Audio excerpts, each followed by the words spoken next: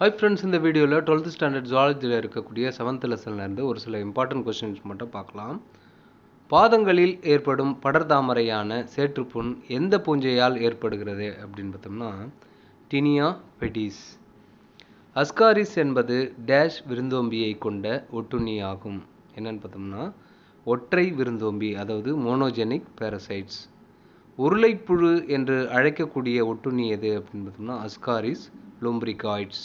நண்பர்களே, இதோட முழு வீடியோட லிங்க் பார்த்தீங்கன்னா டிஸ்கிரிப்ஷனில் கொடுத்துருக்கேன், அதை கிளிக் பண்ணி நீங்கள் பார்த்துக்கலாம். நாம் ஒவ்வொரு பாடத்தில் இருந்தும் line by line important questions எடுத்து அப்லோட் பண்ணிகிட்ருக்கோம்.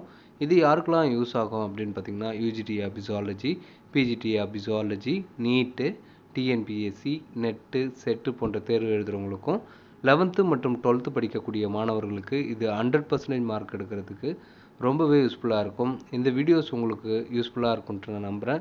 தொடர்ச்சியாக நம்ம வீடியோஸ்